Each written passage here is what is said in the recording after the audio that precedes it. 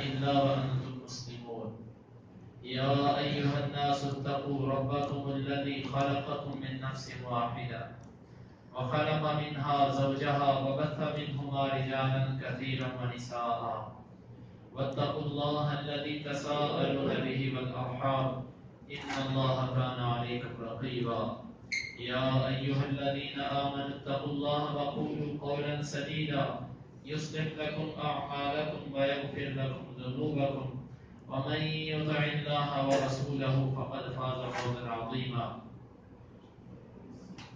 قال الله تبارك وتعالى في القرآن المجيد أعوذ بالله السميع العليم من الشيطان الرجيم من همزه ونفخه ونفثه وإذ ابتلى إبراهيم ربه بكلمات فأتمهن قال إني جاعلك للناس إماما قال من ذريتي قال لا ينال عهد الظالمين.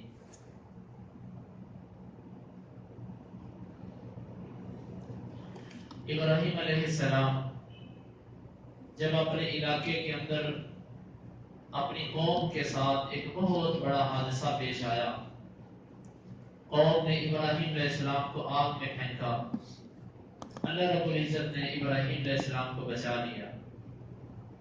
پھر نمرود پھر مقابلے میں آیا، اس نے دلائل کے ساتھ گفتگو کے ساتھ ابراہیم علیہ السلام کو نیچے کرنا چاہا، لیکن اللہ رب العزت نے ابراہیم علیہ السلام کو غالب کر دیا۔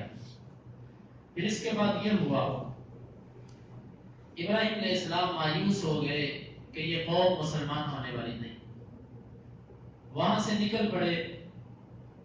جب وہاں سے نکلے تو یہ ہجرت تھی، یہ ہجرت تھی ابراہیم علیہ السلام کی اللہ کی خاطر۔ آپ جب وہاں سے چلے تو آپ کے ساتھ دو افراد اور تھے، ایک آپ کی زوجہ محترمہ سارہ رضی اللہ عنہا اور دوسرے آپ کے بھتیجے لوط علیہ السلام اور تیسرے ابراہیم علیہ السلام۔ یہ تین افراد یہاں سے چل پڑے۔ ابراہیم علیہ السلام دریائے فرات کے کنارے چلتے چلتے یہ حران علاقے پر پہنچے۔ حران علاقے پر جب آئے تو یہاں پر بھی دعوت کا کام شروع کیا۔ لوگوں کو دعوت دینا چاہیے لیکن کسی پر بات نے اثر نہیں کیا۔ یہاں پر بھی دعوت کارگر نہ ہوئی، بالآخر ابراہیم علیہ السلام یہاں سے بھی ہجرت کر گئے۔ یہاں سے ہجرت کر کے آپ شام کے علاقے سے گزرتے ہوئے فلسطین جا پہنچے۔ فلسطین کے اندر ابراہیم علیہ السلام نے جس شہر کو آباد کیا اس کو الخلیل کے نام سے یاد کیا جاتا ہے، اور شام کے اندر جس جگہ پر ابراہیم علیہ السلام نے پہلے پڑاؤ ڈالا اس کو حلب کہتے ہیں۔ حلب شام کا شہر، حلب عربی زبان میں حلیب کہتے ہیں دودھ کو۔ تو چونکہ ابراہیم علیہ السلام نے یہاں پر آ کر بہت ساری بکریاں رکھ لی، اللہ تعالیٰ نے ان بکریوں کے اندر ایسی برکت ڈالی کہ یہ بکریاں ہی ابراہیم علیہ السلام کا ذریعہ معاش تھی۔ آپ یوں کرتے کہ دودھ بانٹتے بھی، کیونکہ انبیاء کے اندر سخاوت ہوتی ہے۔ تو غریب فقیر جب اس علاقے کی طرف آتے تو حلب کرتے آتے، دودھ، تو اسی سے اس علاقے کا نام حلب پڑ گیا۔ اس علاقے کے اندر ابراہیم علیہ السلام رہے، آپ کے بھتیجے لوط بھی آپ کے ساتھ ہیں اور آپ کی بیوی بھی۔ اللہ کی طرف سے اس علاقے پر بھی قحط آ گیا۔ ابراہیم علیہ السلام نے اپنی جگہ پر اپنے بھتیجے کو چھوڑا کہ تو یہاں پر دعوت کا کام کر، اور خود چلے گئے مصر کی طرف۔ مصر کا علاقہ اس وقت بڑا آباد شہر تھا، یہاں پر چلے گئے۔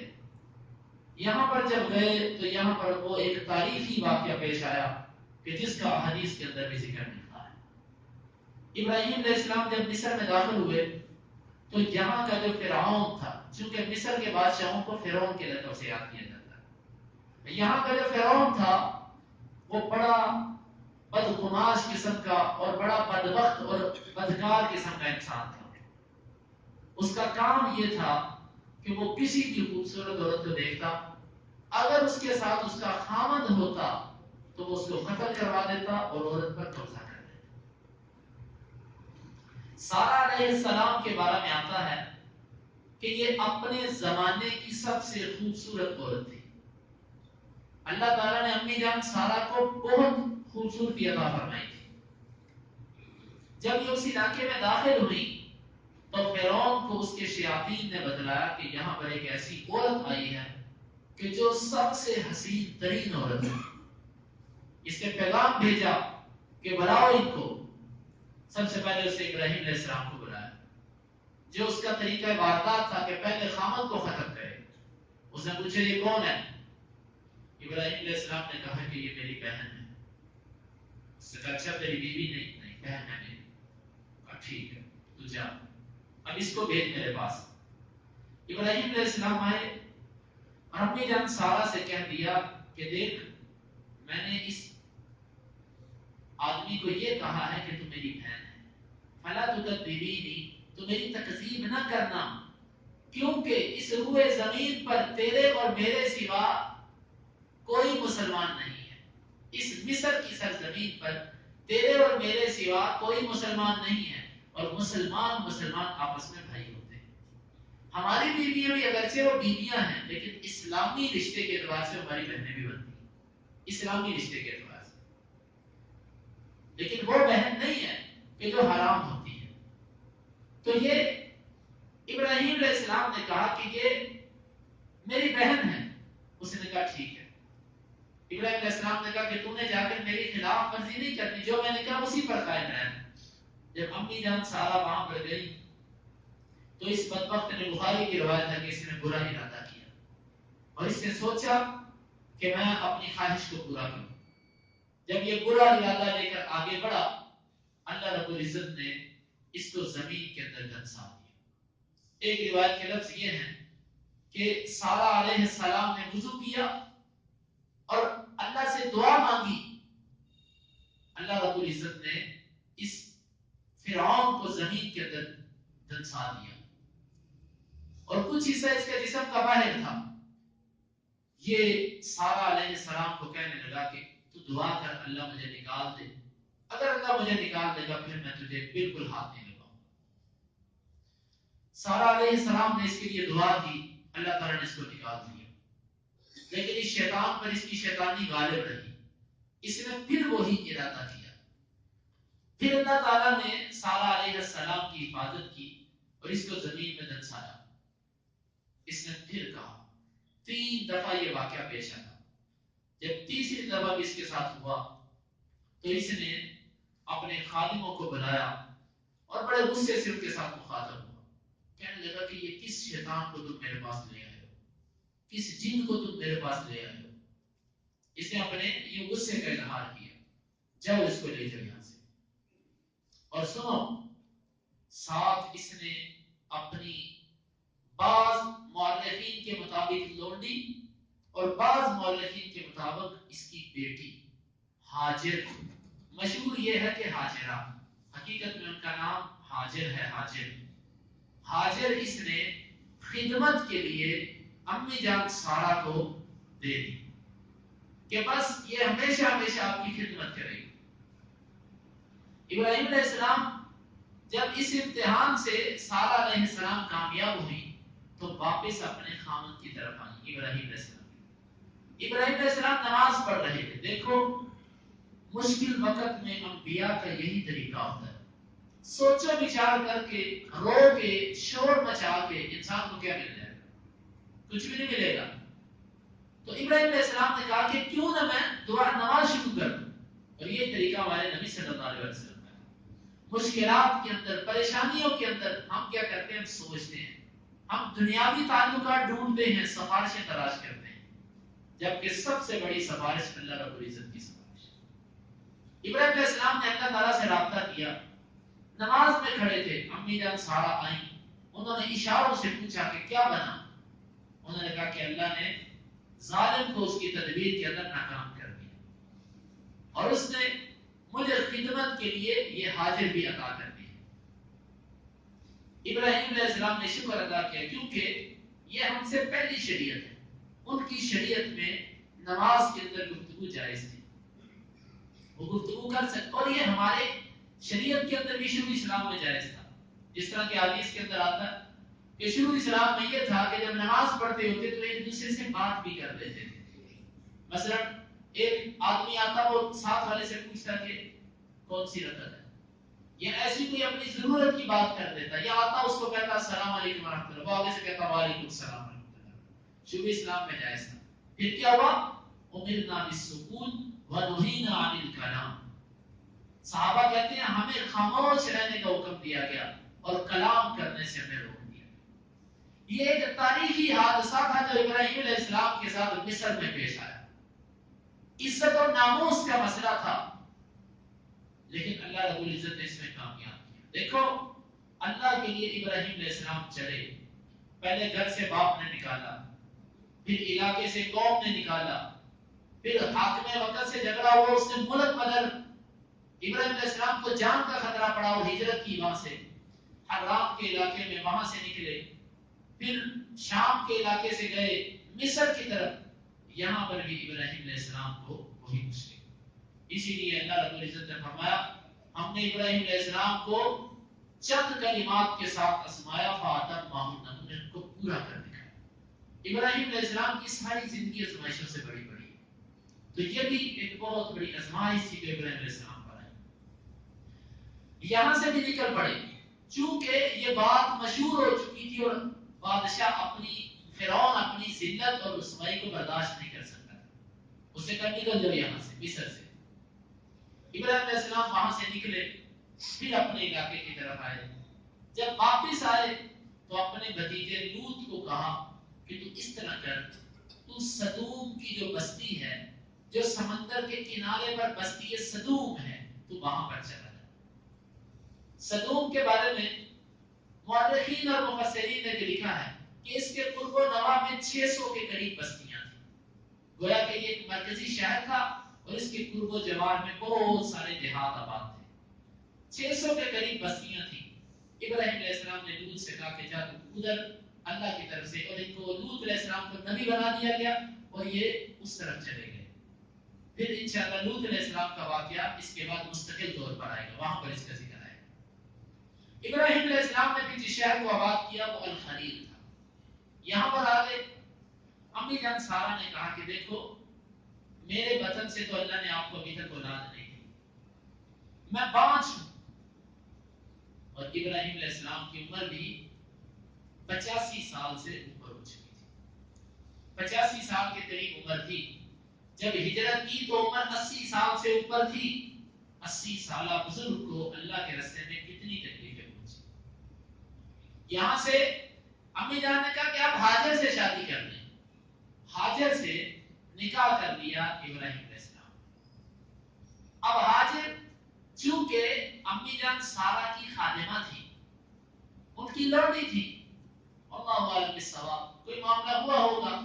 مؤرخین کے مطابق لکھا وہ یہ ہے کہ جس وقت شادی ہو گئی تو اما ہاجر کو جب اللہ رب العزت نے بچے کی امید دلائی، ان کو کچھ آثار نظر آئے کہ اللہ تعالیٰ نے میرے اوپر رحم کر دیا ہے، تو ظاہر بات ہے کہ جہاں پر سوکن ہو اور ایک کی اولاد نہ ہو تو جس کی اولاد ہوتی ہے اس کے ذرا ناز نخرے اور بولنے کا انداز بدل جاتا ہے کہ میرے تو بچے ہیں، میں تو زرخیز کھیتی ہوں اور یہ ہے بنجر زمین.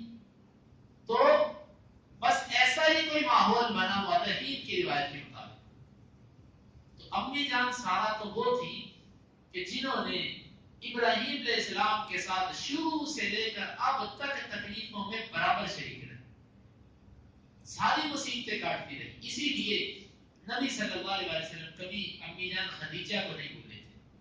ہمیشہ آپ کہا کرتے تھے کہ خدیجہ خدیجہ. عائشہ رضی اللہ عنہا بھی اس بات پر حیران ہوتی تھی کہ کیا تھا خدیجہ کے اندر جو اللہ کے نبی اس کو نہیں بھولتے تھے. آپ صلی اللہ علیہ وسلم خدیجہ کی سہیلیوں کے ساتھ صلہ رحمی کیا کرتے تھے کہ یہ میری پیاری زوجہ خدیجہ کی سہیلیاں ہیں. کیوں؟ اس کی وجہ یہ ہے کہ آپ اگر گئے ہیں حج عمرے کے لیے، ویسے یہ کوئی مسنون عمل نہیں ہے، لیکن اگر کبھی آپ جائیں غار ثور آج کے دور میں تو غار ثور کے راستے کو بڑا آسان بنا دیا گیا. اگر آپ اس پر چڑھیں آپ کو پتا چلے گا کہ آج سے 1450 سال پہلے ایک عورت ذات کیسے اس پہاڑی پر چڑھتی ہوگی، کیسے وہ کھانا لے کر آتی ہوگی، کیسے وہ نبی کو تسلیاں دیتی ہوگی. نبی صلی اللہ علیہ وسلم سارے دن کی باتیں سن کے تھکے ماندے ہارے غم کے مارے گھر رات کو آتے. یہ وفادار وفا شعار بیوی آپ کو آپ کی تھکاوٹ اور آپ کے زخموں کو اپنی پیار محبت اور تسلی کی باتوں کے ساتھ ان زخموں پر ایسی مرہم رکھتی کہ آپ کے زخم منتمل ہو جائیں. بندہ ایسی بیوی کو کیسے بھول سکتا ہے جس کے ساتھ انسان نے، آپ خود دیکھ لو، ایک وہ بیوی جب آپ غریب تھے اس نے آپ کے ساتھ غریبی کاٹی، فقیری کاٹی، فقر فاقے کاٹے. آپ کو اللہ نے وسعت دے دیا، آپ نے بعد میں دوسری شادی کر دی، دوسری عورت آئی پھولوں کی سیج میں. اب اگر بندہ ہو عقل مند، بندہ ہو وفادار، تو یہ دوسری بیوی کو کبھی بھی پہلی سے اوپر نہیں رکھے گا. یہ فطری چیز ہے. اگر دوسری بیوی پہلی کو کوئی ایسی بات کرے گی تو یہ یقیناً اس کے لیے غیرت بھی کرے گا. تو بس مؤرخین کے مطابق کوئی ایسا معاملہ ہوا کہ امی جان ہاجر سے کوئی ایسی بات نکلی کہ امی جان سارا کو اس کی تکلیف ہوئی. تو رسول نے کہا کہ اس کو میری آنکھوں سے دور کر. پہلے تو ہاجر بھاگ کر وہ ایک کنویں کے پاس چلی گئی، چشمے کے پاس دور چلی گئی، وہاں پر جا کر ٹھہر گئی. چونکہ وقت قریب تھا بچے کی پیدائش کا، وہاں پر رہی. اللہ رب العزت نے جب بیٹا عطا فرمایا تو یہ بیٹا اسماعیل تھا. ابراہیم علیہ السلام کا پہلا بیٹا جو تھا وہ اسماعیل تھا، اور اس کے بعد اسحاق علیہ السلام پیدا ہوئے. اسماعیل علیہ السلام جب پیدا ہوئے تو ابراہیم علیہ السلام کی عمر 86 سال. ہم انشاءاللہ اس پر تفصیلی گفتگو بعد میں کریں گے کہ ذبیح کون ہے، ذبح کس کو کیا گیا، کس کو ذبح کرنے کا ارادہ کیا تھا ابراہیم علیہ السلام نے. وہ اسماعیل علیہ السلام تھے راجے قول کے مطابق. جب اسماعیل پیدا ہوئے تو ابراہیم علیہ السلام دوبارہ ہاجر کو گھر لے کر آئے. تو بس پھر فیصلہ چونکہ اللہ کی مرضی کے مطابق امی جان سارا کے سپرد کیا گیا تھے، تو اب ہاجر کے بارے میں جو فیصلہ کرے وہ کر دیں. بس اس نے کہا کہ ان کو ویران جنگل میں چھوڑ دیا، یہاں سے دور لے جائیں. یہ اللہ کی طرف سے ایک ایسا نظام بننا تھا، اللہ نے اپنا ایک ایسا گھر آباد کرنا تھا، اور عرب کی ایک ایسی نسل چلنی تھی. عرب جو ہیں، عرب ان کے باپ اسماعیل علیہ السلام، اور یہ جو بنی اسرائیل ہیں، بنی اسرائیل یہودی عیسائی، ان کے باپ اسحاق علیہ السلام. ہمارے نبی صلی اللہ علیہ وسلم اور عرب ان کا جو آخر نسب ملتا وہ اسماعیل علیہ السلام سے. یہ مکے اور مدینے سے، مکے سے ان کی نسبت ہے. اور یہ جو لوگ ہیں بنی اسرائیل، ان کا جو معاملہ تھا ابتدا میں وہ شام تھا، ملک شام فلسطین. لیکن اس کے بعد یہ یاد رکھیے اب فلسطین کے وارث یہودی نہیں ہیں. اللہ تعالیٰ نے پوری زمین کا وارث ہر اس امت کو بنایا ہے جو امت بعد میں آنے والے نبی کو مانتی رہی ہے. ہمارے نبی صلی اللہ علیہ وسلم سب سے آخر میں آئے اور آخر الزمان نبی، آپ کے بعد کوئی نبی نہیں آ سکتا. اور یہ اللہ تعالیٰ نے اب زمین کا وارث امت مسلمہ کو بنایا. کسی یہودی کا فلسطین پر کوئی حصہ نہیں. یہ اسرائیل، یہ در حقیقت فلسطین ہے، یہ مسلمانوں کا ملک ہے. پوری کی پوری زمین مسلمانوں کی ہے، اور مسلمان ہی اس کے حقیقی وارث ہے. ان الارض للہ یورثها من یشاء، زمین ساری کی ساری اللہ کی ہے، وہ جس کو چاہتا ہے اس زمین کا وارث بنا دیتا ہے. تو یہ اللہ تعالیٰ نے بس مکے کو آباد کرنا تھا. اس کا سبب اللہ تعالیٰ نے یہ بنایا کہ امی جان ہاجر کو چھوڑ کر آنا پڑا. اب آپ یہاں پر اندازہ لگائیے، اللہ کا یہ حکم تھا جو سارا علیہ السلام اس کا بظاہر سبب بنی، بس اللہ کا یہ حکم تھا کہ ان کو وہاں پر چھوڑا. اللہ کی مرضی کے بغیر، حکم کے بغیر نہیں ہوا، یہ سبب اس کا سارا بنی، لیکن حکم اللہ کا تھا. نکل پڑے. آپ اندازہ لگائیے ابراہیم علیہ السلام کی اطاعت اور وفاداری کا. زندگی آزمائشوں سے بھری پڑی. ہمیں اپنے بچوں سے کتنی محبت ہوتی ہے، بیوی اپنی سے کتنا پیار ہوتا ہے، بس جب یہ اللہ تعالیٰ کا حکم ملا، یہ نہیں کہا یا اللہ 86 سال بعد تو نے مجھے بیٹا دیا، اور وہ بھی بیٹا، بیٹی نہیں بیٹا، اور اب تو مجھے کہتا ہے کہ ان کو جنگل میں چھوڑا۔ کوئی بات نہیں کی، اپنی جوان بیوی کو لیا اور ساتھ بیٹے کو لیا، چل پڑی۔ کھجوروں کا تھوڑا سا کھجوریں دی اور ساتھ پانی دیا اور چل پڑے۔ جانا کدھر ہے؟ مکہ کی سرزمین، بے آب و گیا علاقہ، کہ جہاں پر نہ پانی اور نہ وہاں پر کوئی چیز نہیں۔ 400 سے زائد وہاں پر پہاڑ ہیں سیاہ رنگ کے، کہ جہاں پر کوئی سبز اور کوئی چیز نہیں۔ یہ ویران اور بنجر علاقہ آج سے 5000 سال پہلے، 4000 سال پہلے، یا اس سے بھی زیادہ، یہ اللہ کو معلوم ہے کتنے ہزار سال پہلے کا واقعہ۔ ابراہیم علیہ السلام جب چلے ہوں گے اس علاقے کے اندر، جب کوئی بندہ بشر نہیں تھا، میرے بھائیوں، نہ مجھے بیان کرنے والے کو وہ احساس ہے اور نہ آپ سننے والوں کو وہ درد ہے۔ اندازہ ذرا کرے بندہ کہ وہاں پر کیا کیفیت ہو۔ کہاں پر چھوڑا؟ جہاں پر آج زمزم کا کنواں ہے، صفا کے پہاڑی پر یہاں پر ایک درخت تھا، اس درخت کے نیچے اپنے بچوں کو چھوڑ دیا، کھجوریں پکڑا دی، پانی دے دیا اور واپس چل پڑے۔ یہ نہیں دیکھا کہ یا اللہ کیا بنے گا ان کا، یہاں پانی بھی نہیں، یہاں کچھ بھی نہیں، کوئی قوم یہاں پر آباد نہیں تھی اس وقت۔ ابراہیم علیہ السلام یہ کہہ کر وہاں سے واپس چل پڑے۔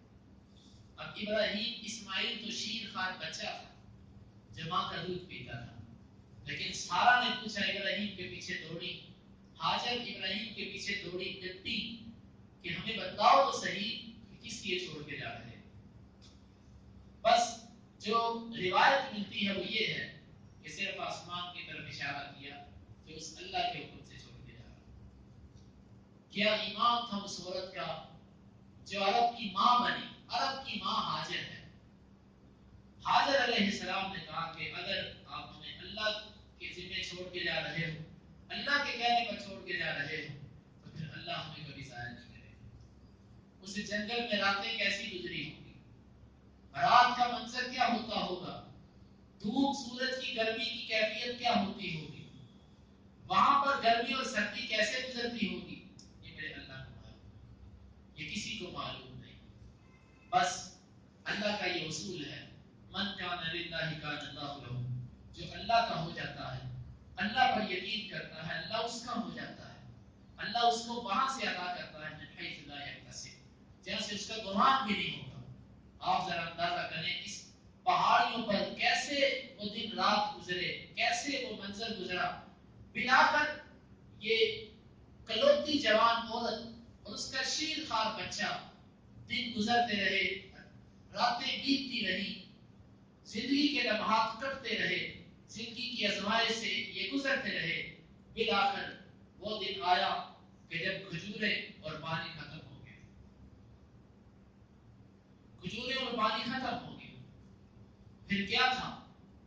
آپ بھی سمجھدار لوگ بیٹھے ہو، ماں باپ اپنی بھوک تو برداشت کرتے ہیں لیکن بچوں کا رونا برداشت نہیں ہوتا۔ یہ اللہ کی ایک نعمت ہی ایسی ہے کہ انسان کہتا ہے کہ کوئی بات نہیں، بچوں کو دو، اسی لیے کہتے ہیں کہ جب اولاد ہوتی ہے تو بندہ اپنے سے بھی جاتا ہے، پھر اس کو دودھ پینے کا شوق ختم ہو جاتا ہے، اس کو پھل کھانے کا ذوق ختم ہو جاتا ہے، اچھی خوراک کا جذبہ ختم ہو جاتا ہے، پھر وہ کہتا ہے میرے بچوں کو کھلاؤ۔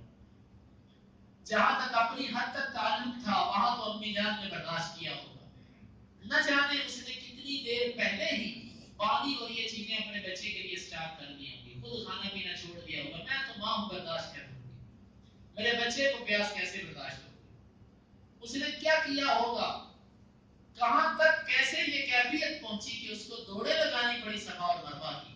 یہ کیفیت نہ جانے کس وقت پیدا ہوئی ہوگی، جب اس کی چھاتی میں دودھ بھی نہ رہا ہوگا، جب پانی بھی نہ ہوگا، جب کھجور بھی ختم ہو گئی ہوگی اور اس کو کوئی چیز نظر نہ آئی، تو پھر اس وقت امی جان یہاں سے دوڑ کر وہ اتر کر صفا سے مروا کی پہاڑی پر گئی، مروا سے صفا کی پہاڑی پر آئی، یوں 7 چکر اس عورت نے لگائے۔ صفا پر جا بچے کا رونا سنتی تو مروا کی طرف چلی جاتی، مروا پر جاتی، وہاں پر پہاڑی پہ چڑھ کر دیکھتی تو کچھ نظر نہ آتا، پھر بیٹے کی یاد ستاتی تو واپس دوڑ آتی، یہاں پر آ کر پھر بیٹے کو دیکھ کر اپنی آنکھیں ٹھنڈی کرتی، پھر بیٹے کا رونا دیکھ کر برداشت نہ ہوتا، پھر دوڑتی، پھر جاتی، اور جو گئے ہیں ان کو معلوم ہے کہ صفا اور مروہ کے درمیان دو مقامات ہیں جن کو میلین الاخضرین کہتے ہیں، وہاں پر سبز رنگ کی لائٹیں لگی ہوئی، وہاں سے دوڑا جاتا ہے۔ یہ عورت وہاں پر دوڑتی تھی، اللہ کو اس کی ادا اتنی پسند آئی کہ اللہ تعالیٰ نے رہتی دنیا تک ہر جو عمرے کا اس چیز کو رکن بنا دیا کہ تم صفا اور مروہ کی سعی کرو۔ ان الصفا والمروہ من شعائر اللہ، صفا اور مروہ اللہ کی نشانیوں میں سے نشانی۔ دیکھو اللہ والے جو ہوتے ہیں، اخلاص سے جو عمل کیا جائے اللہ تعالیٰ اس کو رہتی دنیا تک آباد کر دیتے ہیں۔ اس عورت کی یہ ادا اللہ کو کتنی پسند آئی کہ اللہ نے رہتی دنیا تک اس کو باقی چھوڑ دیا۔ اور آج وہاں پر اتنے سخت اے سی لگے ہوتے ہیں کہ سخت گرمی میں بھی وہاں پر سردی لگتی ہے۔ ذرا اس اے سی کے ماحول کو بندہ ذرا دور کر دے، ذرا آج کے دور میں بھی جن لوگوں نے پہلے حج کیا ہے اگر اس کی چھت نہ ہو تو وہاں پر صفا اور مروہ کی سعی کرنا پتہ چلتا ہے۔ اے سی لگا ہوتا ہے تب بھی صفا اور مروہ کی سعی مشکل ہوتی ہے، لیکن اگر یہ کیفیت نہ ہو پھر 7 چکر ذرا انسان سوچے کیسے کرتے ہیں۔ 7 چکر جب پورے ہوئے تو اللہ رب العزت کی رحمت جوش میں تھی، اس کا اظہار ہوا کہ جہاں پر اسماعیل علیہ السلام کی ایڑی تھی وہاں پر جبریل امین نے اپنا پر مارا اور اللہ رب العزت نے وہاں سے ایک ایسا چشمہ جاری کر دیا کہ جس چشمے جیسا پانی پوری دنیا کے اندر موجود نہیں۔ آج دنیا کی سائنس تعصب کی بنا پر کبھی یہ بی بی سی جیسے ادارے تعصب کی بنا پر بعض دفعہ یہ بات کہہ دیتے ہیں کہ آب زمزم کا پانی بھاری ہے، لیکن ساتھ ہی کچھ دنوں کے بعد انہیں کی تحقیق یہ تھی کہ نہیں، ہماری پہلی رپورٹ غلط تھی، آب زمزم کا پانی ہلکا ہے، اس جیسا پانی نہیں ہے۔ اللہ تعالیٰ نے ایسا پانی نکالا کیونکہ امی جان کے پاس نہ کھانے کو کچھ تھا نہ پینے کو کچھ تھا، وہ پانی پیے کھانے کا بھی فائدہ دیتا ہے اور پینے کا بھی فائدہ دیتا ہے۔ نبی صلی اللہ علیہ وسلم نے فرمایا ماء زمزم طعام طعم و شفاء سقم، آپ نے فرمایا زمزم کا پانی یہ مریض کے لیے شفا ہے اور بھوکے آدمی کے لیے کھانے کا کام دیتا ہے۔ اور آپ نے فرمایا ماء زمزم لما شرب له، زمزم کا پانی جس نیت سے پیا جائے اس نیت اور مراد کو اللہ تعالیٰ پورا کرتا ہے۔ میں کمزور انسان، میں نے خود ایک دن مکمل صبح سے لے کر شام تک کچھ نہیں کھایا، صرف میں زمزم پیتا رہا۔ واللہ العظیم آپ بھی اس کا مشاہدہ تجربہ کیجئے گا، مجھے بھوک نہیں لگی۔ اور زمزم کا پانی پینے سے انسان کی صحت بہتر ہو جاتی ہے، اس کی بیماریاں اللہ تعالیٰ سے ختم کرتا ہے۔ ایسا اللہ تعالیٰ نے تاثیر والا شفا والا پانی نکالا جس جیسا پانی دنیا کے اندر نہیں۔ اور وہ پانی کہاں سے آ رہا ہے یہ بھی دنیا حیران ہے کہ یہ پانی کہاں سے آ رہا ہے۔ اس کے نیچے تو سنگلاخ پہاڑ ہیں، سنگلاخ پہاڑوں کے نیچے کہیں پانی نہیں ہوتا، لیکن وہاں سے پانی کہاں سے آ رہا ہے یہ میرے اللہ کو معلوم۔ اور وہ پانی جس طرح کی روایات کے اندر آتا ہے کہ جب پانی نکل پڑا تو دیکھو اس ماں کی کیا کیفیت ہوگی، اس وقت خوشی کے ساتھ گویا کہ نئی زندگی مل گئی ہے، کیا کیفیت ہوگی۔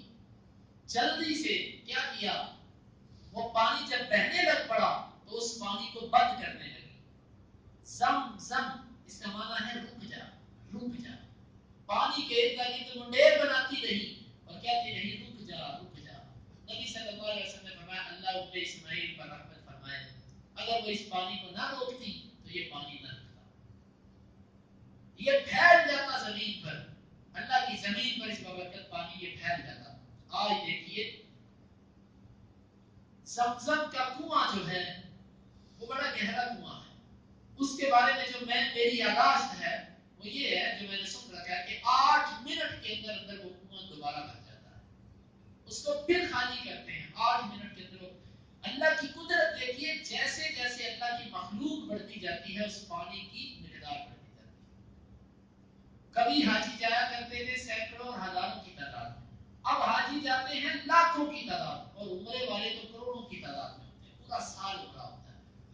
وہی پانی لے کر آتا ہے.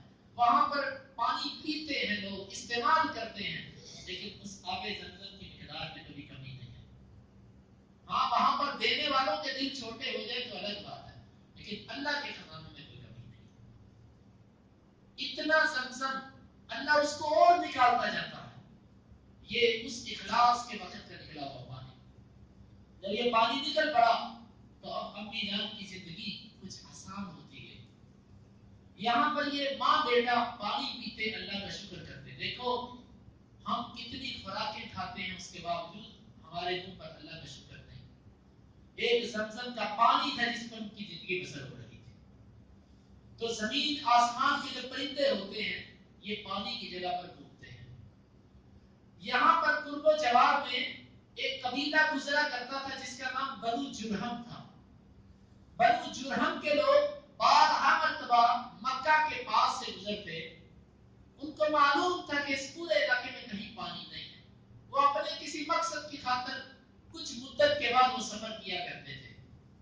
بنو جرہم کے لوگ جب اس دفعہ یہاں سے گزرے انہوں نے دیکھا کہ پرندے یہاں پر کیا کر رہے ہیں، کیونکہ پرانے لوگ اسی چیز سے ہی وہ پانی تلاش کیا کرتے تھے. اگر یہاں پر پرندے گردش کر رہے ہیں تو معلوم ہوتا ہے کہ یہاں پر کوئی پانی ہے. چنانچہ انہوں نے کچھ افراد بھیجے، کچھ لوگ بھیجے کہ جاؤ ذرا پتہ کر کے آؤ، ہمارا تو یہ علاقہ دیکھا ہوا ہے، یہاں پر تو کہیں پانی نہیں، جاؤ تم دیکھ کر آؤ. یہ گئے، دیکھا کہ ایک چشمہ ہے، وہاں پر ایک ماں بیٹا، ایک جوان عورت اور ایک اس کا بیٹا، وہ دونوں بیٹھے ہوئے. قوم کو آ کر بتایا کہ یہ ماجرا ہے. بنو جرہم پہلے لوگوں کی زندگی ایسی ہوا کرتی تھی، وہ رہائش وہاں پر کرتے تھے جہاں پر پانی ہوتا تھا. میرے بھائیوں اللہ کا شکر ادا کرو، ہم ایک بٹن دباتے ہیں نیچے سے پانی اوپر آ جاتا ہے. ذرا سوچو اگر اللہ تعالیٰ اس زمین کا پانی گہرا کر دے تو یہ بنے شہر ویران ہو جائے، یہ آپ کے بنے ہوئے بنگلے کروڑوں کے یہ ویران ہو جائے. دنیا اس کو چھوڑ کے وہاں پر چلی جائے جہاں پر پانی. اللہ کا ہم نے کبھی شکر نہیں ادا کیا. ہم کتنا پانی ضائع کرتے ہیں. تو یہ وہ پانی کی جگہوں پر جا کر آباد ہوا کرتے تھے. قوم کو بتلایا، بڑے خوش ہوئے. یقیناً انہوں نے پانی کا وصف بھی بیان کیا ہوگا، ایسا پانی ہے. اب قوم کے لوگ آئے اور آ کر کہا، اخلاق کو وہ لوگ جانتے تھے. اب لوگ ان میں بڑی کمزوریاں بھی تھی لیکن اخلاق ان میں تھا. یہ بنو جرہم کے لوگ، ان کی زبان عربی تھی. انہوں نے آ کر اجازت مانگی کہ بی بی ہمیں یہاں پر رہنے کی اجازت دو. امی جان بھی جنگل میں رہتی تھی. انہوں نے کہا کہ ٹھیک ہے میں آپ کو اجازت دیتی ہوں، لیکن اس پانی پر قبضہ میرا ہوگا، یہ پانی میرے قبضے میں رہے گا. ہوتا ہے نا کہ یہ میری محنت ہے، یہ میری دعا ہے، یہ پانی پر اختیار میرا ہوگا. اور رہو پیو پانی، اختیار میرا رہے گا. انہوں نے کہا ٹھیک ہے میں قبول ہے. بس وقت گزرتا گیا، وقت گزرتا گیا. ابراہیم علیہ السلام لڑک پن، بچپن سے لڑک پن اور لڑک پن سے پھر جوانی کی طرف بڑھتے گئے. ادھر وہ باپ کہ جو اپنی ایک جوان بیوی اور ایک بیٹے کو چھوڑ کر اللہ کے لیے ایک جنگل میں چھوڑ کر چلا گیا تھا، اس کو بھی یقیناً اپنے بیٹے کی یاد تو بڑی آتی ہوگی، اپنی بیوی کی یاد تو آتی ہوگی، لیکن اللہ کا حکم تھا. اللہ کی اجازت سے اپنے بیٹے کو اللہ کی اجازت کے بغیر ملنے نہیں آ سکتے تھے. ابراہیم علیہ السلام جب جوانی کو پہنچے، تاریخ کے اندر جو مورخین نے ابراہیم اور اسماعیل علیہ السلام کی ملاقاتوں کا ذکر کیا وہ غالباً تین ملاقاتیں ہیں. 2 دفعہ تو ابراہیم علیہ السلام نہیں ملے، اسماعیل علیہ السلام نہیں ملے، تیسری دفعہ ملے اور مل کر بیت اللہ کی تعمیر کی اور اپنے بیٹے کے ساتھ اس محبت کا اظہار کیا جو برسوں کے بعد ایک مشفق باپ اپنے فرما بردار بیٹے سے کرتا ہے. اس دوران ملاقاتوں کا ذکر مورخین نے نہیں کیا، لیکن بعض مفسرین کی رائے یہ ہے کہ یہ ممکن ہی نہیں کہ ابراہیم علیہ السلام اپنے ترکے کا خیال نہ کرتے. وہ آتے ہوں گے ملنے کے لیے، لیکن یہ ایک گمان ہے. کہا بھی جا سکتا ہے کہ ابراہیم علیہ السلام آتے ہوں گے، لیکن اگر کوئی کہے کہ ثابت کر دو تو اس کی کوئی دلیل نہیں ہے. اگر ہم تاریخ اور سیرت کی کتابوں پر رہیں تو پھر 3 دفعہ سے زیادہ ابراہیم علیہ السلام کا اپنے بیوی بچوں کو ملنے کے لیے آنا ثابت نہیں. جو علماء کہتے ہیں کہ بہت دفعہ ملے، ان کی بات یہ ہے، وہ کہتے ہیں کہ اللہ نے صلہ رحمی کا حکم دیا. یہ کیسے ممکن ہے ابراہیم علیہ السلام اپنے بیوی بچوں کے ساتھ بھی صلہ رحمی نہ کرتے؟ بھائی ممکن ہے ایسا ہوا ہو، ممکن ہے نہ ہوا ہو. اگر اللہ نے نہیں اجازت دی تو بھی اللہ کا حکم تھا. صلہ رحمی بھی اللہ کا حکم ہے، اور اگر ابراہیم علیہ السلام کو ملنے سے منع کیا تھا تو وہ بھی اللہ کا حکم تھا. بس اللہ نے دونوں کو صبر عطا کیا ہوگا. امی جان ہاجر اپنے بیٹے کو پالتی رہی، وقت آنے پر بیمار ہوئی، دنیا سے رخصت ہو گئی، اللہ کو پیاری ہو گئی. اب یہ اکلوتا بیٹا اسماعیل، ہاجر دنیا سے چلی گئی. دیکھو یہ بھی کتنی عظیم خاتون تھی، آئی بعد میں لیکن بہت بڑی قربانی دی اس نے. اسماعیل علیہ السلام جب جوان ہوئے، انبیاء کا حسن، ان کی جوانی، ان کی خوبصورتی، ان کی صفات، ان کا اخلاق، ان کا کردار، یہ لا مثال اور لاجواب ہوتا ہے. دنیا میں اللہ کی مخلوق میں ان کی مثال نہیں ہوتی. انبیاء کے کردار کی، اخلاق کی، ان کے حسن کی، ان کی شرافت کی، ان کی طاقت کی. جب یہ جوان ہوئے تو اپنے بنو جرہم جو پاس آ کر قبیلہ آباد تھا، انہیں سے انہوں نے عربی بھی سیکھی. ان کی آنکھوں میں جچنے لگے. انہوں نے اپنے ایک سردار کی بیٹی کی شادی اسماعیل علیہ السلام سے کر دی. اسماعیل علیہ السلام شادی ہوئی، بس اپنا گھر بس گیا اور معمول کے مطابق زندگی گزارنے لگ پڑے. یہاں سے آگے انشاءاللہ عزیز آئندہ درس کے اندر بیان کیا جائے گا کہ ابراہیم علیہ السلام کی آمد اور پھر اسماعیل علیہ السلام کا گھر کیسا رہا، پھر یہاں سے زندگی آگے کیسی ہے، یہ انشاءاللہ آئندہ درس کے اندر. اور اس کے بعد پھر ابراہیم علیہ السلام کی سیرت سے ہمیں کیا اسباب ملتے ہیں، یہ اس سے اگلے درس کے اندر انشاءاللہ بیان کریں گے. اللہ رب العزت سے دعا ہے کہ اللہ تعالیٰ ہمیں انبیاء سے محبت کرنے کی توفیق عطا فرمائے. اللہ تعالیٰ ہمارے دل میں جد الانبیاء ابراہیم علیہ السلام، اسماعیل علیہ السلام، اسحاق علیہ السلام، تمام انبیاء کی محبت ہمارے دلوں میں پیدا کرو. اللهم انفعنا بما علمتنا وعلمنا ما ينفعنا وزدنا علما. اللهم اقسم لنا من خشيتك ما تحول به بيننا وبين معصيتك، ومن طاعتك ما تبلغنا به جنتك، ومن اليقين ما تهون به علينا مصائب الدنيا. متعنا اللهم بأسماعنا وأبصارنا وقواتنا أبدا ما أحييتنا، واجعله الوارث منا، واجعل ثارنا على من ظلمنا، ولا تجعل مصيبتنا في ديننا، ولا تجعل الدنيا أكبر همنا